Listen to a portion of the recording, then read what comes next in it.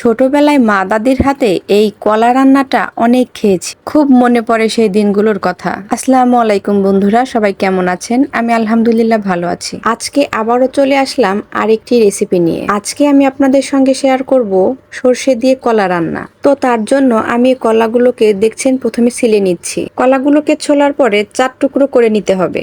তো দেখেন আমি কলাগুলোকে ছুলে নিয়েছি। এখন আমি এভাবে 4 টুকরো করে নিব। তো আপনি চাইলে কলাগুলো আস্তেও ছুলতে পারেন, আবার মাঝখান দিয়ে কেটে 2 ভাগে ভাগ করে তারপরও ছুলতে পারেন। তো যাই হোক, যেভাবেই হোক কলাগুলোকে প্রথমে ছিলে 4 টুকরো করে নিব।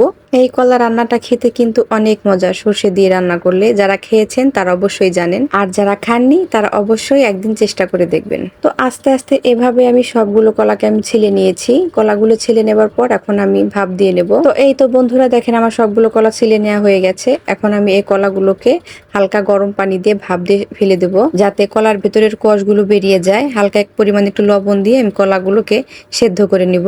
আর তার জন্যই কলাগুলোকে আমি চুলায় বসিয়ে দিয়েছি। কলাগুলো সেদ্ধ হতে হতে ওদিকে আমি মশলাগুলো বেটে নিব।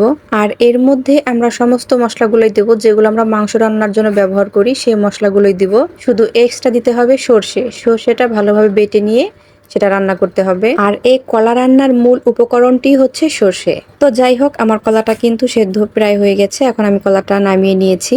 এদিকে আর একটা প্যানে আমি সর্ষের তেল এবং পেঁয়াজ ভালোভাবে ভেজে নিয়েছি। পেঁয়াজটা ভালোভাবে ভাজা হয়ে গেলে আমি বাটা মশলাগুলো দিয়ে দেবো, যেমন আদা, রসুন, ধনিয়া গুঁড়া, মরিচের গুঁড়া, হলুদের গুঁড়া, সমস্ত উপকরণ এবং সর্ষে বাটা। তো মশলাটা ভালোভাবে যখন কষানো হয়ে যাবে, আমার উপরে তেল ভেসে উঠবে, আমি তখনই কলাগুলো দিয়ে দেবো। কলাগুলো কিন্তু সেদ্ধ হবার পর আমি ঠান্ডা পানি দিয়ে ভালোভাবে পরিষ্কার করে নিয়েছি।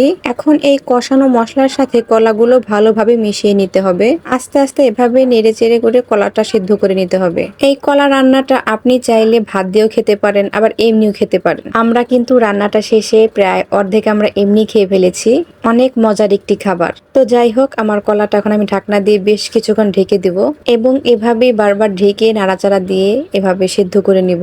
ঢাকনা দিয়ে ঢেকে দেওয়ার পর কিন্তু এমনি পানি উঠে যাবে। যদি পানি না ওঠে তাহলে সামান্য পরিমাণ পানি দিতে পারেন। আর এখানে আমি কাঁচা মরিচটা বেটে দিয়েছি, যার কারণে কালারটা এমন হয়েছে। শুকনো মরিচের গুঁড়াটা আমি পরিমাণে কম দিয়েছি। আসলে আমরা সরষে রান্না করলে কাঁচা মরিচটাই বেশি ব্যবহার করি। তো যাই হোক, আপনারা যার যার রুচি মতো ব্যবহার করতে পারেন। কলাটা যখন সেদ্ধ হয়ে যাবে তখন লাস্টে নামানোর আগে আমি হালকা জিরে গুঁড়ো দিয়ে দেবো। আর এই জিরে গুঁড়োটাই কিন্তু এই রান্নার স্বাদ আরো দ্বিগুণ বাড়িয়ে দেয়। তো কথা বলতে বলতে আমার রান্নাটা কিন্তু প্রায় শেষের দিকে। আর বেশিক্ষণ আমি চুলায় রাখবো না। আপনারা চাইলে আর একটু পানি বাড়িয়ে দিতে পারেন অথবা আরো শুকিয়ে নিতে পারেন। তো ফাইনালি আমার কলা রান্নাটা কিন্তু শেষ। আর এই হচ্ছে তার আসল লুক। এইভাবে আমি আর কি নামিয়ে নেব কলাটা। তো এইভাবে চাইলেও আপনারা বাসায় ট্রাই করতে পারেন। আজকের ভিডিওটি এ পর্যন্তই। সবাই ভালো থাকবেন, সুস্থ থাকবেন। আল্লাহ হাফেজ।